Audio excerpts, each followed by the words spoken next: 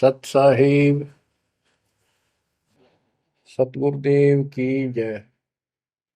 बंदी छोड़ कबीर साहिब जी की जय। बंदी छोड़ गरीबदास जी महाराज जी की जय। स्वामी राम देवानंद जी गुरु महाराज जी की जय हो।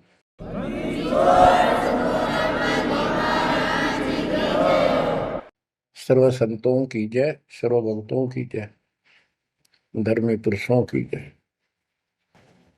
श्री काशी धाम की जय, श्री सुडानी धाम की जय, श्री क्रोथा धाम की जय, श्री बरवाड़ा धाम की जय। सत साहिब गरीब नमो नमो सत पुरुष को नमस्कार गुरु के नहीं। सुर नर मुनिजन साधुआ संतों सर्वस नहीं। सतगुरु साहेब संत सब दंडो तुम प्रणाम। आगे पीछे मध्य हुए तिनको जा कुर्बान। नराकार निर्विषम काल जाल भय बंधन। निर्लेपम निज निर्गुणम अकल अनुपेषण। सोहम सुरति समापतम सकल समाना निर्तल। उज्ज्वल हिरंबर हरदम अम्बे पर्व अथाह वार पार नहीं मध्य तुम। ग्रीव दोष मरत सिद्ध होई गणनायक गलताना। करो अनुग्रह सोई पारस पद परवाना। आदि गणेश मनाओ गणनायक देवन देवा। चरण कमल लाओ आदि अंत करूं सेवा। परम शक्ति संगीत अमृत सिद्धि दाता सोई। अविगत गुण अतीतम सत पुरुष निर्मोही। जगदम्बा जगदीशन मंगल रूप मुरारी। तन मन अर्पो शीसम भक्ति मुक्ति भंडारी। सुर नर मुनि जन ध्यामय ब्रह्मा विष्णु महेशा। शेष सहस मुख गावै पूज्य आदि गणेशा। इंद्र कुबेर सरीखा वरुण धर्म राय जावै। समर्थ जीवन जी का मन इच्छा पल पावै। 33 कोटि अदारा जावै सहस 88। उतरै बहुजल पारा कट है यम की फांसी। कबीर सतगुरु के उपदेश का सुनिया एक विचार। जय सतगुरु मिलते नहीं जाते नरक द्वार।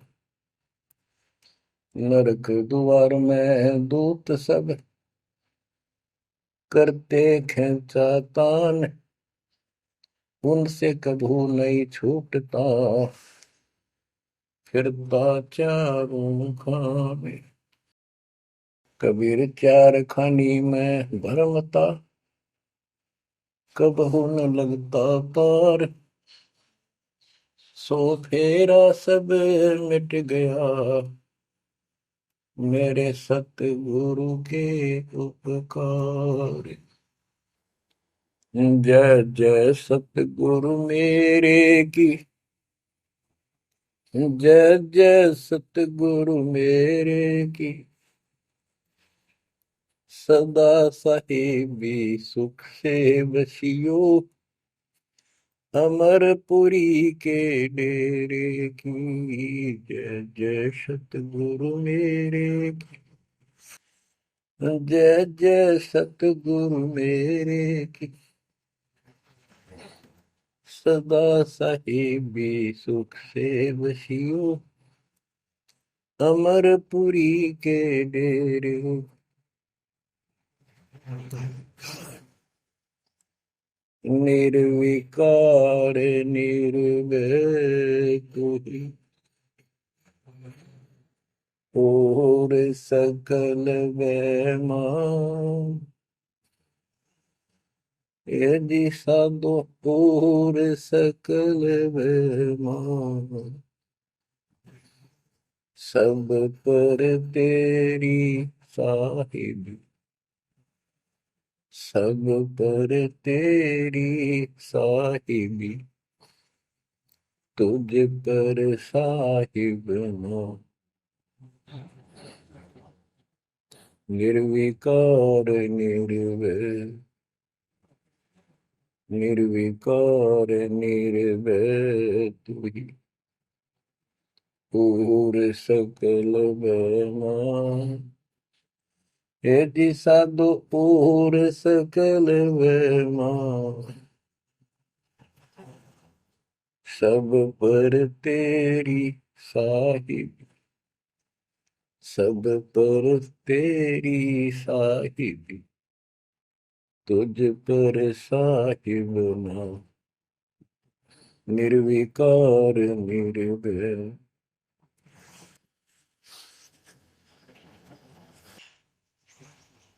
परम पिता परमात्मा कबीर जी की प्यारी आत्माओं,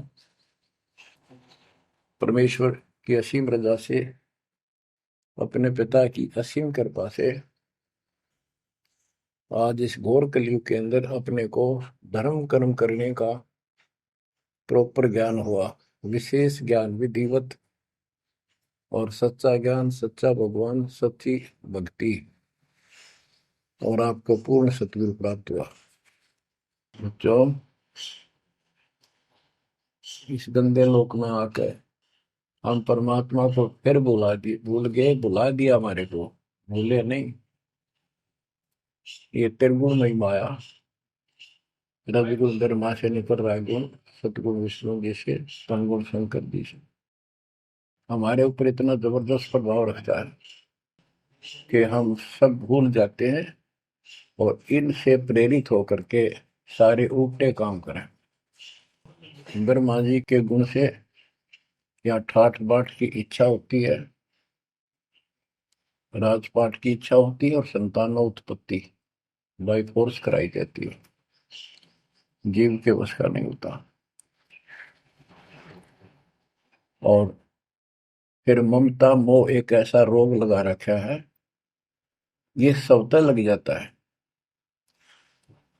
किसी से 10 दिन ठीक से बात कर ले, उससे मोह हो जा, और अपने परिवार में जन्म लेने वाले बच्चों को से तो होना ही होना, हुआ तो 8% सीने से लगाते हैं उनको। तो वो होता क्या है, ये काल का आहार तैयार करवाया जाता है। गीता अध्याय 7 श्लोक 12 में कहा है कि अर्जुन, रजगुण तमगुण सतगुण, रजगुण ब्रह्मा, सतगुण विष्णु, तमगुण शिव जी, इन तीनों गुणों के द्वारा जो कुछ भी हो रहा है उसका निमित्त मैं हूं, मैं इनमें नहीं हूं, यानी मैं इनसे अलग हूं, ऊपर हूं।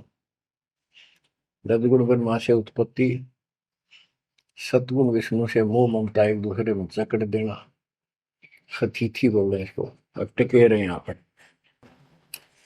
और तमगुण शंकर से संहार। ये है यहाँ का प्रोसीजर।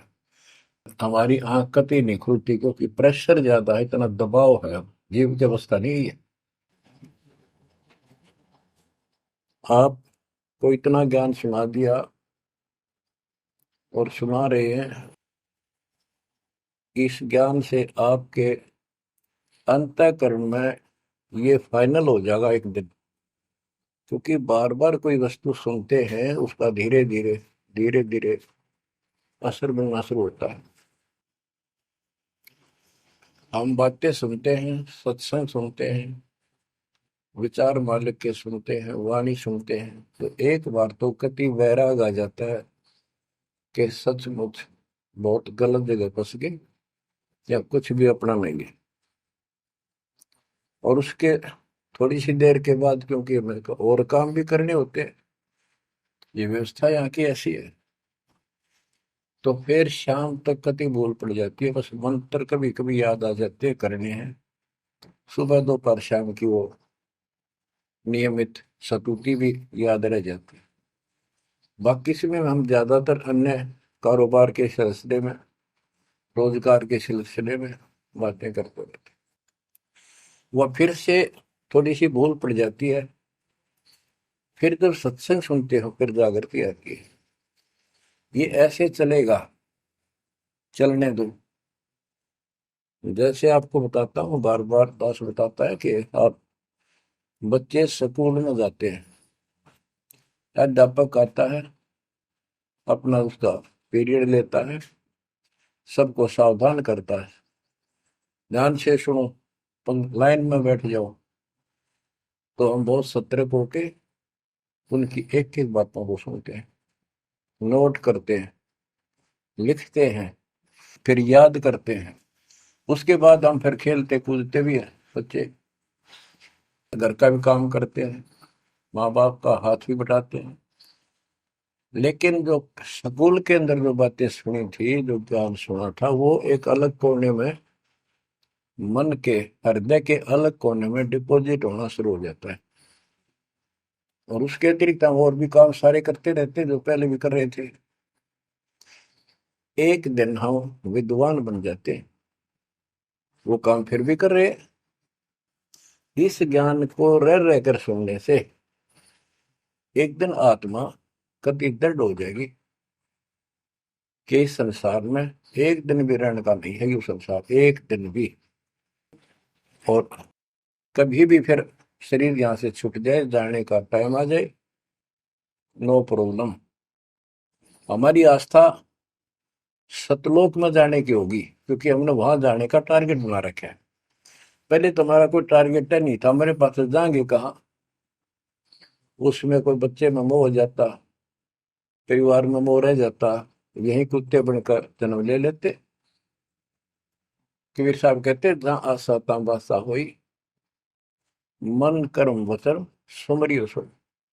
गीता अध्याय 7 श्लोक 6 में यही स्पष्ट किया है कि अर्जुन, अंत समय में जो जिस भी भाव में भावित रहता है, जिसके ऊपर जिसमें आस्था रहती है, वो उसी को प्राप्त होता है। जब तक हम भक्ति नहीं करते, इस ज्ञान से परिचित नहीं होते, तो हमारा संसारिक संसारिक यानी परिवार में, संपत्ति में, इसमें कभी हम जकड़े बैठे होते हैं। एक उदाहरण दिया करते थे गुरुदेव, एक बूढ़े की मृत्यु होती, किसान था, पशु रक्षा करते थे, मृत्यु होने लगी, उसकी जुबान बंद हो गई। आसपास परिवार के सदस्य आगे, वही पिताजी तो अंतिम टाइम आ गया, वो आगे। तो थोड़ी देर के बाद वो ऐसे संकेत करने लगा, ऐसे इशारा हाथ से। उन्होंने सोचा भाई पिताजी कुछ कहना चाह रहे है, हो सकता कोई धन दाब रखा और बताना भूल गया, वो अचानक मृत्यु होगी। एक डॉक्टर बुलाया, उसने पता था कि एक बार ये बुलवा देगा, 500 रुपये लेगा, ऐसा इंजेक्शन लगाता है। वो बुलाया गया, उसने इंजेक्शन ला दिया। पिताजी बता बता जल्दी क्या कहना चाहो थे। एक गाय का बछड़ा झाड़ू मुंह में दे रहा था, उन्हें खराब कर रहा था। जो बोला, देख यो बछड़ा झाड़ू चाबे, तुम कित मर गए, नाश करोगे मेरे गाय पाछे, ये नुकसान कर दिया। 2.5 आने की झाड़ू 500 रुपये पड़ गई हुए। जहाँ साता बासा हुई, वहीं पर कुत्ता गधा पशु बढ़कर वहीं जन्म लेगा। तो हमारी ये वृत्ति यहाँ से हटेगी, इस ज्ञान से अंतिम समय आप यहाँ कुछ याद नहीं आओगा। इस ज्ञान में सुनते रहे और भक्ति करते रहे, मर्यादित रहे। ज्ञान के साथ साथ यह भक्ति आपको सहारा देगी अंतिम समय में, मन को उधर धकाने के लिए। वैसे नहीं धकता है, बहुत ताकतवर है, ब्रह्मा विष्णु महेश मन का आधार मान रहे। ये ज्ञान और इस भक्ति की शक्ति इस आत्मा को न धका देगी ऊपर। अंत समय में सेकंडों के अंदर सतलोक बैठे पाएंगे। इस पर लगे रहना, इस मार्ग से जैसे दास आपको बताता जाएगा। अमर करूं सतलोक पठाऊं, ताकत बंदी छोड़ करूं। कबीर साहब कहते हैं, मैं अमर करूं सतलोक पठाऊं भेज दूं, इसलिए बंदी छोड़ कर लाता। अब यहाँ ये क्यों हो रहा है, क्या हो रहा है, आपको सब पता है। पहले तो नहीं था, पर अब पता लग गया आपको, बिल्कुल सही पता लग गया। माता पिता के सामने बच्चे एक या दो तुरंत मर जाते हैं, चक्कर मारते रह जाते हैं, हाथ कुछ नहीं आना, और कई महीने वर्षों तक उसकी याद सताती रहती है। हम इतने विवश हैं, हम इतने बंद में हैं, हम कुछ नहीं कर सकते, लाचार हैं। एक राष्ट्रपति किसी देश का, या प्रधानमंत्री, या अन्य कोई सक्षम मानता अपने आप को, उसका इकलौता बेटा मर गया, प्रधानमंत्री, टक्कर मारा वो, टक्कर। और उससे पहले जब आकाश में वो हुई थी उसकी तुती, साथ में आकाश में रहा था, उसका दिमाग धरती पे पटक दिया। एक बताते हैं, महाभारत में प्रकरण आता है, द्रोणाचार्य, ये गुरु था कौरव पांडव का, और शिक्षा दिया करता, मोह मत करो, मोह सबसे बड़ा खतरनाक है। द्रोणाचार्य का जब लड़का अश्वत्थामा मरा, मरा नहीं था उस समय तक, ये कह दिया गया अश्वत्थामा मर गया। वो झूठ बुलवाई गई थी श्री कृष्ण में प्रवेश काल द्वारा, कि एक अश्वत्थामा नाम का हाथी था, उसको मार दिया गया। और युधिष्ठिर का बहुत विश्वास करते थे सब, कि ये सत्यवादी है, कभी झूठ नहीं बोलता। तो काल ने यह चाल चाली कि द्रोणाचार्य पांडवों की सेना को मार डालेगा। बहुत जबरदस्त तीरंदाज है, बहुत गजब का शूरवीर निशानेबाज है, इसको कंडम किया जाए। तो उसको कंडम करने का तरीका अपनाया कि इसको एक झूठी खबर फैलाई जाए कि इसको थॉमस का बेटा मर गया युद्ध में, फिर ये पागल हो जाएगा। ऊपर तक दुनिया गीत गाती है, जब लग गया अपने, जब पता लग गया, तो युधिष्ठिर से झूठ बुलवा दिया कि तूने कह दे कि अश्वत्थामा पीते, अश्वत्थामा मर गया, तेरी झूठ भी ना होगी, हाथी मर गया ना, ये हो जाएगा। तो पहले तो युधिष्ठिर माना नहीं, फिर ये कहा कि हाथी मार दिया है, तो झूठ थोड़ी है। झूठ तो थी है, जो थोड़ा, पहले हम छोटे से थे, तो यूं कहते, अरे झूठ बोली तो ना पाप लगेगा, बोला ना, उंगली पर उंगली चढ़ा के बोली थी, ये कौन पाप लगे। यानी ये अपने फार्मूले हैं, पाप तो पाप तो लगेगा। तो सब ने कहा कि आपका बेटा अश्वत्थामा मर गया, द्रोणाचार्य।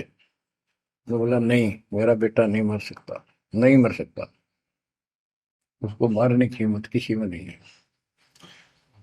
कि युधिष्ठिर कह देगा तो मैं मान जाऊंगा।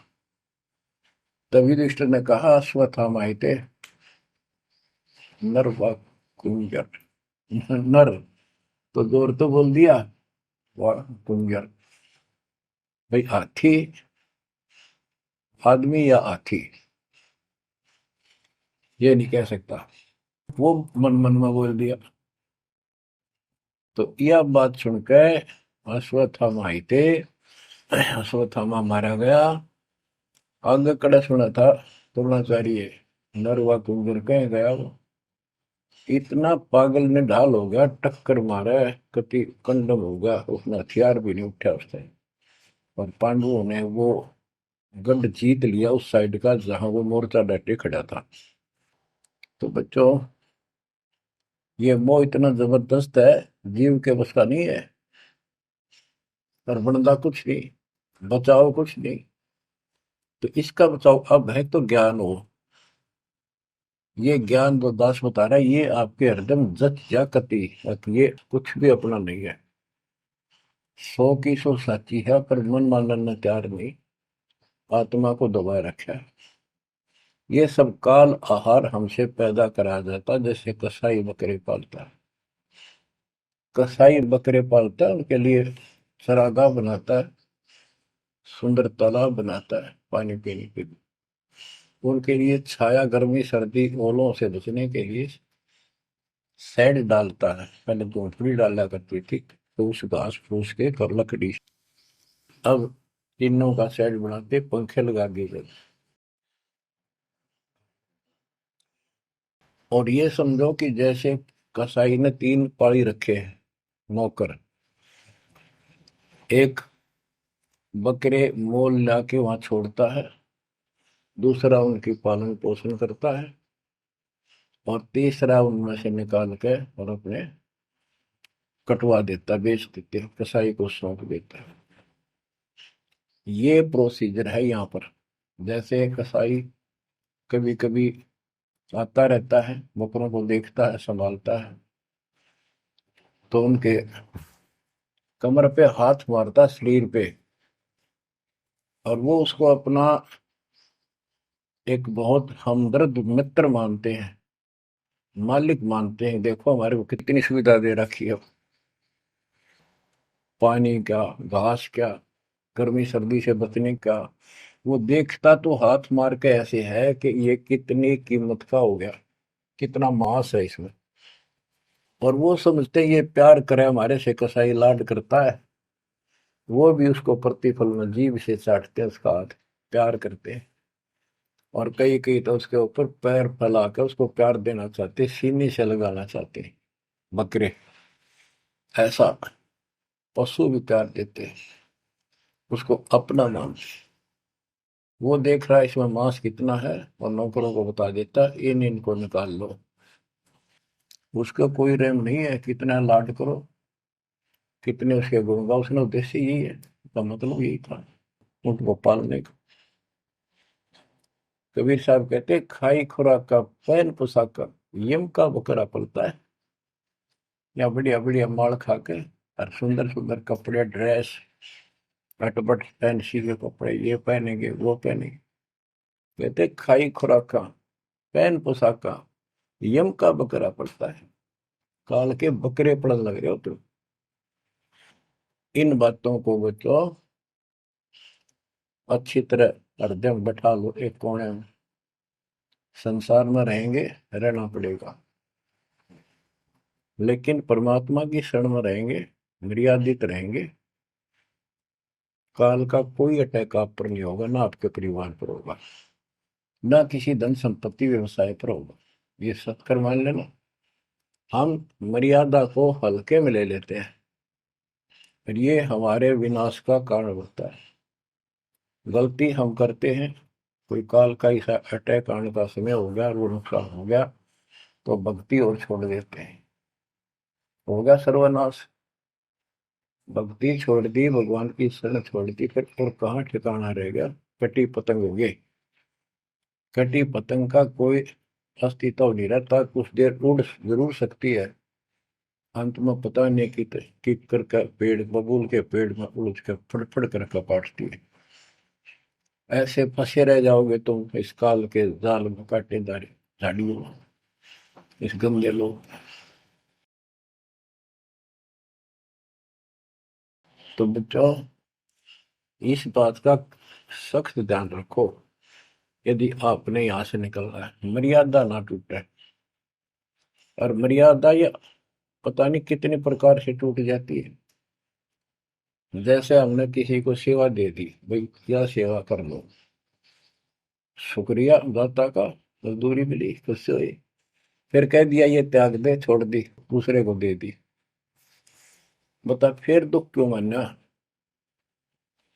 फिर दुख मानते, मैं ये समझा, इतना ज्ञान होकर भी तुम ऐसी बातें करते हो, तो शुक्र मनाओ और 100 बार हाथ जोड़ के, भाई बहुत अच्छा, गुरुदेव का आदेश है कि भाई सेवा कर लेगा, मुझे भी और सेवा दे दियो कोई, मेरी नीयत से सेवा करने की।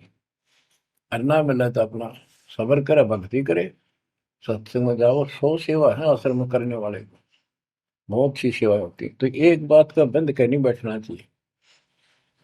ये प्रार्थना आती है, मेरे को कोऑर्डिनेटर की सेवा फेर दियो, ये भी कमजोरी है। जैसे एक डॉक्टर के पास बूढ़ा आदमी गया, कमजोर सा, वृद्धावस्था में अस्थि पिंजर बने जा शरीर का, जाके बता डॉक्टर जी मैं खड़ा होता हूँ तो चक्कर आते हैं, क्या करूँ। डॉक्टर बोला कमजोरी है, वीकनेस ऑफ बॉडी। बोला पिंडी दुख है, पिंडी, पैरों की। डॉक्टर बोला कमजोरी है। फिर वो व्रत बोला जी, मेरे सारा शरीर में भड़कुआ रहती है, यानी सारे शरीर में दर्द सा बना रहता है, चबक चबक नाड़ी करती है। डॉक्टर बोला कमजोरी है। वो वृद्ध गुस्सा होकर बोला डॉक्टर ने, तो डॉक्टर है गम चक्कर है, एक का बात जाना है कि कमजोरी है, कमजोरी है, और भी तुम्हें पता होगा। डॉक्टर बोला ये भी कमजोरी है, this is also due to weakness. ये क्रोध भी कमजोर आदमी ने घनाया कर, यह भी कमजोरी है। तो बच्चों यह सारी ये कमजोरी है जो मर्यादा से नारी हटकर करोगे, चाहे कुछ भी कर लियो। मर्यादा को हल्के में ना लो। जैसे हमने इतने सारे नियम बना दिए, भक्ति करनी है तो इनका पालन करना पड़ेगा, नहीं तो फिर गधे बनकर कुमार के नियम में चलना पड़ेगा। एक कदम भी अपनी मर्जी से नहीं जा सकते, बैल बनकर नाथ डल जाएगी, खच्चर बनकर बग्गी में दौड़े जाओगे, रेड़ी में, फिर चलेगी क्या आपकी मर्जी। असंग जन्म तन मृत्या हो गए, जीवित क्यों ना रे। दवा दस दर मद मैल मठ बोरे, बोर ना दे धरे रे। तो बच्चों जीवित मर लो, इन बातों को छाती में धर लो, हृदय में बैठा लो, कति मस्तिष्क में। ये संसार आपका नहीं है, ये परिवार आपका नहीं, ये संपत्ति या कार कोठी तेरी नहीं, गरीब काया तेरी है नहीं, ये माया कहां से हो। चरण कमल में ध्यान रख, इन दोनों को खो, इनको भूल जा, अपने गुरु जी के चरणों में ध्यान रख, उनके बताए दिशा निर्देश के आदेश से आधार से अपना जीवन निर्वाह कर। बच्चों आंख खोल लो, बार बार ये बातें बताई जाती हैं। जब ऊक चुक हो जाएगी फिर तो रोना शेष रहेगा, नथिंग एल्स। इस मार्ग में अहंकार इंसान को मारता है। किस चीज में अहंकार करो, माया होगी तो अहंकार होगा, कोई पोस्ट पद ठीक सी होगी तो अहंकार होगा, शरीर स्वस्थ है, थोड़ी सी जान, अहंकार हो गया। एक परिवार में पांच चार लाठी ठाणिये हो गए तो अहंकार हो गया, और अपने बॉडी की ताकत का अहंकार। और भी सैकड़ों कारण है जो इंसान के मन में दोष पैदा हो जाता है।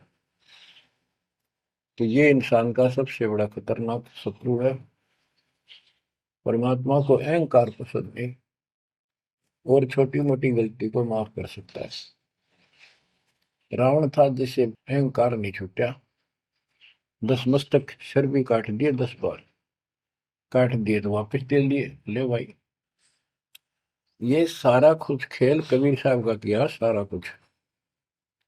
ये आत्मा परमात्मा की है, चाहे आज राक्षस है, चाहे कोई कसाई है, चाहे देवता है, चाहे ब्रह्मा विष्णु महेश है, चाहे कीड़ी आती छोटे जीव है, कोई स्त्री पुरुष है, बालक बच्चे, जीव जंतु सब उसके हैं। काल चाहता भक्ति से खत्म हो जा, ये भक्ति में इनकी आस्था खत्म हो। मालिक चाहता है इनकी भक्ति में आस्था खत्म ना हो, फिर तो कति गए काम क्या। जो भी जैसी साधना मालिक के नाम पर बैठ कर कहीं कर रहा है, उसके पिछले संस्कार से, उस भक्ति से जो उसको मिलना है, उसके साथ साथ परमात्मा उसको सहारा देते हैं। जैसे रावण ने सिर काट दिया शिव जी के निमित्त, तो भगवान के नाम काटा उसने, वो भगवान की खोज में निकला था। साधना गुरु गलत मिलने से उसको मार्ग गलत मिल गया। पिछले जन्म के संस्कारी ही इतने सेक्रीफाइस कर सकते, इतनी कुर्बानी कर सकते, वैसे नहीं हुआ करते। तो पिछले जन्मों में वो भगवान का भगत रहा है, फिर इतना बिगड़ गया कि राक्षस बन गया। तो उस मालिक ने उसको 10 शीश वापस दिए, लेकिन बकवाद करी तो अंत बुरा हुआ। उसके कर्म मद सिद्धि सिद्धि की, उनसे धन दे दिया, वो धन भी यही छोड़ गया। गिरफ्त सर्व सोने की लंका होती, रावण शरण दी, एक पलक में राज विराजी, जम के पड़े दी, मन तो सुख के सागर बसरे, और न ऐसा यसरे। क्या मांगो कुछ थिर न राही, देखत नैन चला जग जाई, 1 लाख पूत 1.25 लाख नाती, उस रावण का आज दीवान बाती। एक पुत्र मांगते फिरते हैं, एक बेटा देते, हे भगवान बेटा हो गया। बेटियों की तो हम गिनती नहीं करते, बेटा चाहिए बेटा। वो किस लिए उगलछमी पैदा कर रखी थी कि बेटा ना हो, यहाँ तक गति नहीं होगी माँ बाप की, क्योंकि अंत समय में जेठा बेटा, बड़ा पुत्र माँ बाप का अंतिम संस्कार कराए, यानी उसने फूका है, फिर उसकी अस्थि डाल का है, फिर उसकी क्रियाक्रम करावे, तो उसकी गति हो। और जिसका बेटा नहीं, उसकी गति नहीं हो सकती, उसको तो संतान वाला मानते भी को नहीं, मना नहीं करते थे। अब तो ये चांदना होगा, रोशनी होगी, बेटा बेटी है, कितनी मूर्खता का काम था। लेकिन काल ने तो उल्टी पढ़ाई पढ़ानी, उल्टा रास्ते डालना, वो होना एक परंपरा बनाकर बैठ गए, वो एक लकीर के फकीर होंगे। जैसे राजा दशरथ का सबसे बड़ा बेटा रामचंद्र था, उसको राज दे दिया, और बच्चों फिर उसको वनवास देना पड़ गया मजबूरी में। रामचंद्र जी वनवास में चल पड़े। राजा दशरथ का इतना मोह था अपने बच्चों में, रामचंद्र में विशेष, और जो बिछुड़ा उसमें ज्यादा हुआ करे, तो नो चल पड़ा, महल के ऊपर चढ़ के देखा, दिखता रहा, पर नहीं दिखा, तो चौबारे की अटारी पर चढ़ गया, चौबारे पर चढ़ कर जहां तक उससे दिखा, फिर मुंडेर पर चढ़ गया, एडी ठाई गिर गया, वहां से जमीन पर गिर गया, गिरते मर गया। अब रामचंद्र वापस नहीं आया, उसका अंतिम संस्कार किसने करा? वो पूछने वाला वे मंदबुद्धियों ने, जो दुनिया को भ्रमित क्या करते थे, किसी की अकल वहां नहीं गई वहां तक। जेठा बेटा था ही नहीं, फिर उसके अंतिम संस्कार किसने करे? दूसरा न करे होंगे। तो ये बात कहने की है, तो इसका मतलब उसकी गति हुई नहीं, बेटा होते हुए भी अंतिम संस्कार नहीं कर सका। तो इन बातों ने छोड़कर सतगुरु कबीर साहब द्वारा जो ज्ञान दिया है, इस पे दृढ़ हो जाओ। देखो, हमारी सारी बात उल्टी है। भक्ति मार्ग में बेटा है, बेटी है, अच्छी बात है। परमात्मा के चरणों में लग गए दोनों, तो हम तो बरी से हो गए, क्यों? भगवान आप पर खड़ा हो गया। और बेटा भक्ति नहीं करता, बेटी करती है, तो एक कौडी का नहीं हो बेटा, किसी काम का। कबीर साहब कहते हैं, राम रटत कन्या बलि, साकर बलाना पूत, छेरी के गलगल थना, छेरी के गलगल थना, जिसमें दूध न बूत।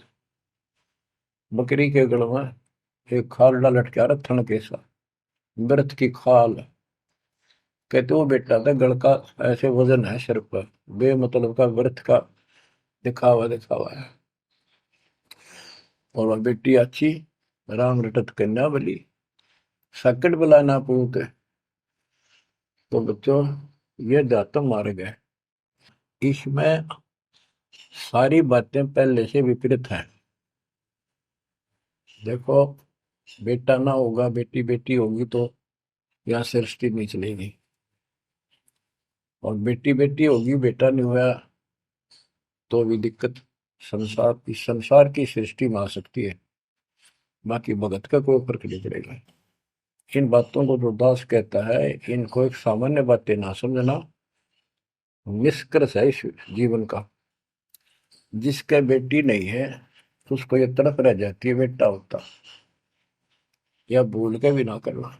इन बेटे वाले ने देख लो कितने सुखी, टाइम पर रोटी नहीं, चाह नहीं भी तरसे बैठे बैठे।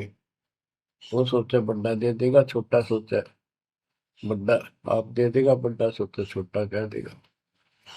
बड़े बेटे आंखें में आंसू बुढ़ा में। और बेटी आखिरी सांस तक प्यार देती है अपने माँ बाप को। एक आदि ने कमी बात कह नहीं सकते, वो किस्से के बिना होती हो तो आत्माएं नष्ट होती है। आखिरी सांस तक यहाँ भी हमने देखा, जैसे लड़की रोटी खा रही है और लड़का वैसे बैठा था। माँ ने कहा बेटा वो सामान ला उठा कर, मैं रोटी तैयार बनाऊं भोजन। बेटा बेटा ना लाऊं, यूं कौन खोया लावे। बेटी तो कया भी कोई ना, रोटी खाती खाती छोड़ के आन की थी, एक 10 साल का की होगी, लड़का 12-13 साल का। उठ कर रोटी छोड़ के हाथ धोकर और सामान लाकर माँ को दे दिया।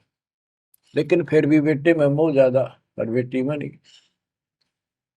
इसका कारण यह था कि हमने बेटी को बाहर बना लिया इस गलत रीति रिवाज। बेटी तो 15-16-20 साल की मेहमान होती है आपकी। ये तो परमात्मा की बेटी 2 गुना का सुधार करती है। आगे जाके घर बसावे, उस परिवार को भी सुधारे और माँ बाप के अंदर मोह न्यारा रहे। तो भाव ये है कहने का, अगर बेटा नहीं है ना और भगत है, उसके सब भगवान धरती पर नहीं। प्रथम तो वो है जिसका कति संतान नहीं, वो भगवान। दूसरा वो है जिसका बेटा ना हो, बेटियां की करके शादी वृद्धावस्था में अपना लेकर मारा जाता है। और बेटी वहां बैठी भी माँ बाप की चिंता करेंगी और कोई ना कोई सुविधा उनको देती रहेगी। और बेटा छाती पर रह के भी खून फूक के जाएंगे, कति साफ दिखाई दे है, इसमें कोई मानो तो ना मानो। लेकिन बेटे भी हैं, ठीक है, और उनमें वो भी भक्ति करो, आप भी करो, कुछ दिन में उनको समझ आ जाएगी। पुत्र वधु भी भगवान से डरने वाली हो जाएंगी, माँ बाप का ध्यान रखें, वैसे कोई विकल्प नहीं इसका। लेकिन इस दुख को हम अच्छा मानते हैं पुत्र ना होने से। हम तो काल ने गधे बना रखे हैं। जितना कष्ट हमें रहे और वजन लग जा रहा है तो हम सीधे चाला और कम हो जाता मानने को नहीं। हमारा तो जैसे एक माई का पुत्र मर गया 15-16 साल का, और भगत थी, टक्कर मारी, रोना पड़े है कि बस की बात है, पाला पोसा ले जाता का। फिर उसने थोड़ा सब्र हुआ जैसे। उस दूसरे जो एक और बिना भगत थे उनके पड़ोस में, जो उनके लड़के की शादी होगी और वह पत्नी थी बदचलन, उनको समझाने की चेष्टा करी कि तू ऐसा ना कर। लेकिन वह तो मानी नहीं, उसने वही फांसी खा ली। अब वह भी मर गई और वो बेटा भी जेल में, और वो सारे जेल में। वो दहेज के कारण, एक बेटा था ऐसे ही, उसने बहू को प्रताड़ित किया दहेज लेने के लिए। गरीब घर की लड़की थी, उसने सुसाइड कर लिया। वैसे सुसाइड करना कोई विकल्प नहीं है, इसे गंदे आदमी को छोड़कर कुमारी रह ले, अपने घर पे बैठ गया। तो उस बेटे के कारण माँ बाप ने भी सजा हुई, बहनों तक भी जेल होगी। इसे बेटे ने के फूका, ईसा तो पहले मर जाता था अच्छा था। लेकिन हम इस बात को मानने को तैयार नहीं है, ना मानने के जब क्या कर लोगे, काल तक आ गया, मारे जाओ टक्कर। तो कहने का भाव ये है कि इन विचारों से अपने मन को सेट रखो, परमात्मा जो करता है वो सही करता है। जैसे आपको बताते रहते हैं, एक बार हजरत मूसा जी, यहूदी धर्म के प्रवर्तक में, से किसी ने पूछा सत्संगी ने कि आज के दिन सबसे बड़ा इल्म वाला यानी ज्ञानी कौन है। उसने अपने आप को बताया, तो उसका अल्लाह बोला, जिसको खुदा मानते हैं, जिसने कुरान का ज्ञान दिया, बाइबल का दिया। कि मूसा तने ये बात बहुत गलत की, मुझे अच्छा नहीं लगा, तुमने अपने आप को कैसे कह दिया मैं सबसे विद्वान हूँ। अब मूसा जी भी अपनी जगह ठीक थे जी, यो ज्ञान आपसे प्राप्त हुआ, आप भगवान खुदा हो, और खुदा जो ज्ञान देता हुआ सबसे उत्तम होता है, मैं उसी के आधार पर कह दिया। बोला नहीं, तेरा ज्ञान तो अल के ज्ञान के सामने फासिक भी नहीं, कुछ भी नहीं है। तो अलखिजर के पास मूसा जी पहुंच गए। अलखिजर जी ने कहा, कबीर साहब थे वो, कि मेरी तो बातों को माननेगा नहीं, विश्वास नहीं करेगा, जो मैं को बातें माननी पड़ेगी, कोई ऑब्जेक्शन नहीं होना चाहिए, और बोल लेगा नहीं, सुन देखता देखता रही। वो बोला, मूसा जी बोले, बिल्कुल महाराज, जैसे आप कहोगे, मुझे सब्र करने वाला पाओगे, कति मैं ऑब्जेक्शन नहीं करूंगा आपकी बातों में। अगर तू खरा उतरा तो ज्ञान बताऊंगा, ना बताऊंगा। उसने रास्ते में चलते, एक जवान लड़का था, 17-18 साल का, अलखिजर ने पकड़ के और उसकी गर्दन पकड़ के मार दिया। तो मूसा जी बोले, तनिष बेकसूर को मार दिया, तेरा दिमाग खराब है, यूं क्यों मारा तेने, क्या बिगाड़ा तेरा इसको। तो अलखिजर बोला, मैंने कहा था मैं जो करूँ तू देखता रहिए, बोलना नहीं है, मेरी क्रिया पर अविश्वास ना करना। मूसा जी ने अपनी गलती मानी, चल पड़ा। ऐसे ऐसे 2-3 और कारण हुए, सब में उसने ऐसे ऑब्जेक्शन किया, आखिर में वो बिना हार गया। मूसा कि मैं इस योग्य नहीं, मैं आपकी बातों को अविश्वास करता रहा हूँ। लास्ट बता दिया कि इस क्रिया के बाद तो फिर ऑब्जेक्शन किया तो मैं तेरे से बात नहीं करूंगा, ना पे बताऊंगा। ज्ञान बोला भी ठीक है, उस पर भी हार गया वो। तब अलखिजर बोला, सुन ले, ज्ञान तो तूने बताऊ नहीं, तो वो लड़का क्यों मारा था। वो ऐसा दुष्ट पैदा हो गया था, इसके माँ बाप भगत हैं, और उनको इतना परेशान करता, वह रो रो का टाइम काटते। उसके स्थान पर भगवान ने उनके घर में 50 साल की उम्र में एक बेटी का जन्म दिया। उनका सुखी जीवन रहा। ये प्रमाण है उसके अंदर, बाइबल के अंदर। तो बच्चों, ये सत्कर मान लो, मालिक जो करे उसको सही मानो। ऊक चूक हो भी जाए तो भगवान से दूर ना हो जाना।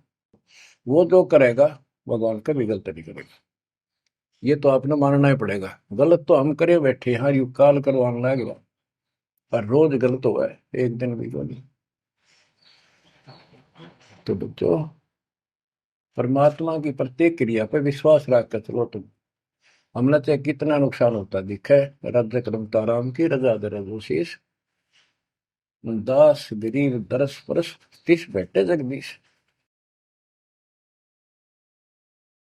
हम अपनी विचारधारा को ऊपर रखा है, जो घिसी पट्टी और बिल्कुल बकवादों से भरी होती है। इस कारण से हम भगवान पे विश्वास, गुरु जी पे विश्वास, और सब क्रियाओं पे विश्वास करके अपने कर्म छोड़ के फिर काल के जाल में फंसे रह जाते। और वहां कुछ है ही नहीं वो तो सारे उल्टे कर्म, बेसिक परंपरा बनावटी है।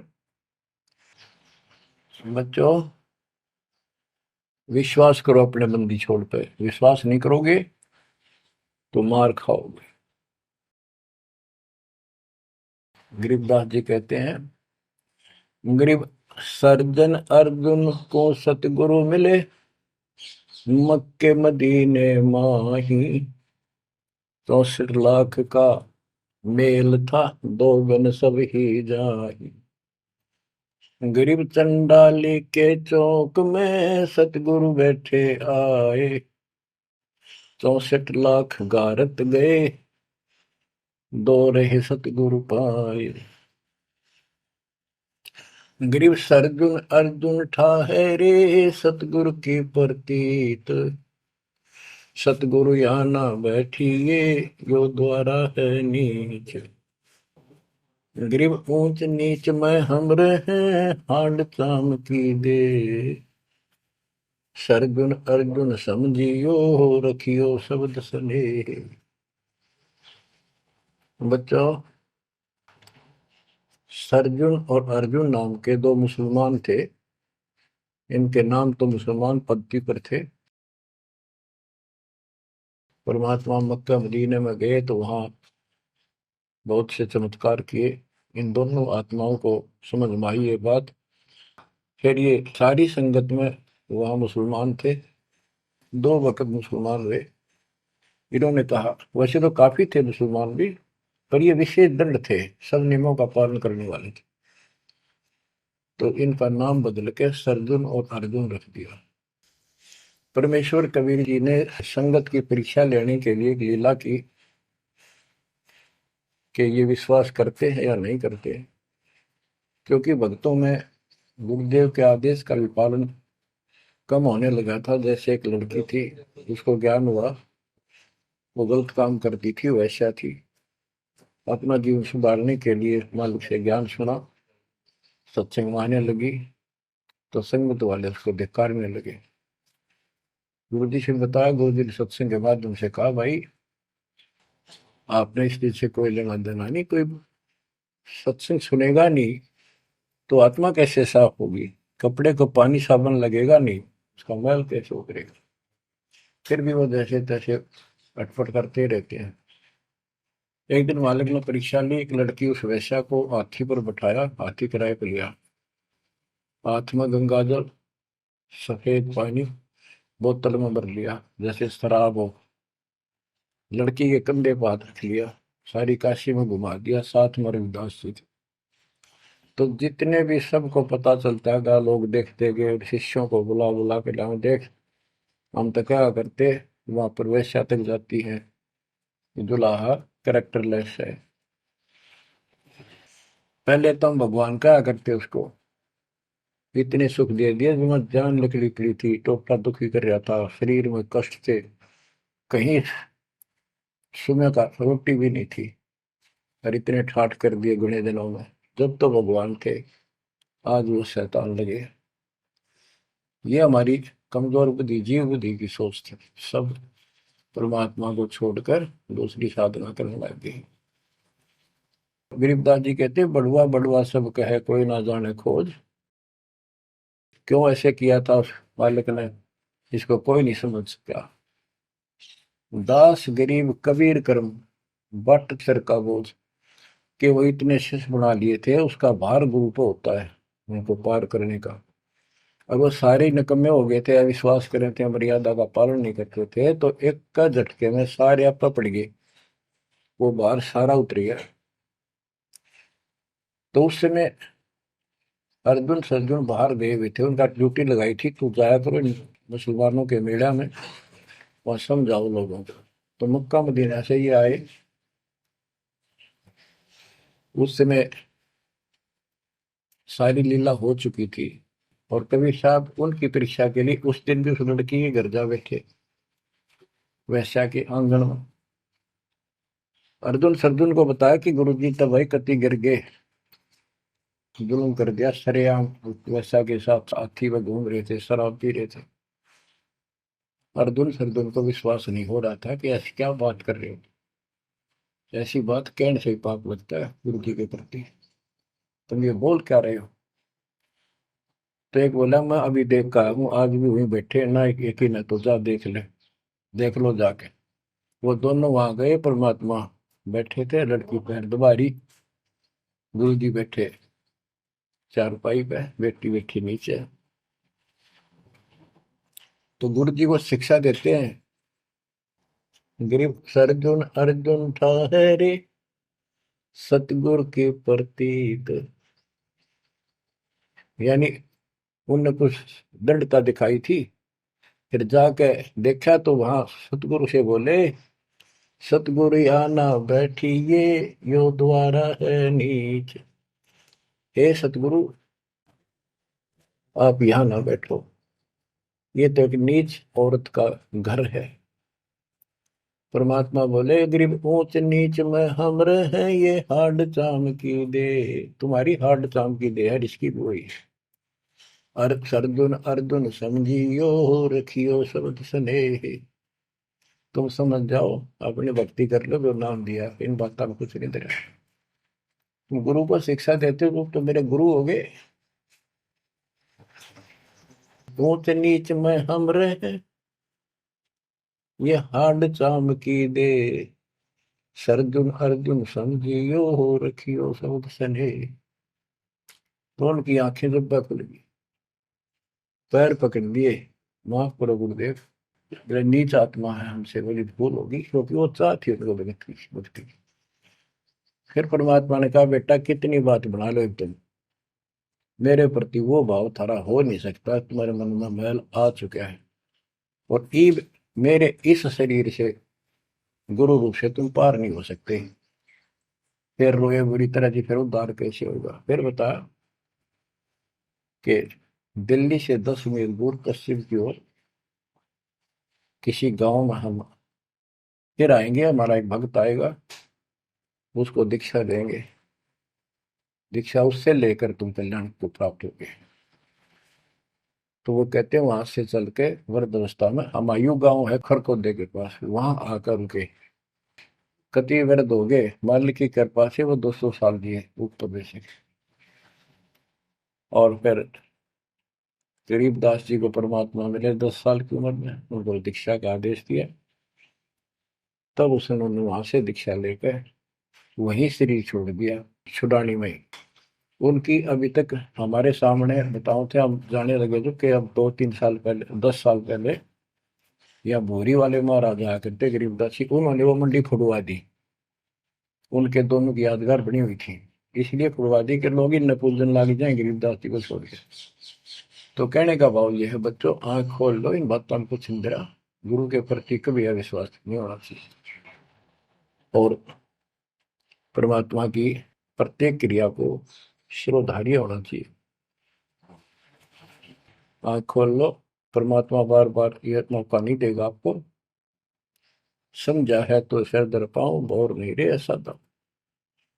ये संसार समझदा नहीं, कहंदा शाम दोपहरे में, गरीब दास ये वक्त जात है, रोओगे इस पैरे। भक्ति नहीं करते वो न्यू रोएंगे, गलत साधना कर रहे वो रोएंगे। ये सच्ची भक्ति करके मर्यादित ना रहे तो तुम रोओगे। कभी सीधे हो जाओ, समर्पित हो जाओ, मालिक के चरणों में सदा ध्यान रखो, बुराइयों से बचो, सेवा सुमन दान करो, मर्यादा का निर्वाह करो, मालिक आपको मोक्ष दे। सत्साई।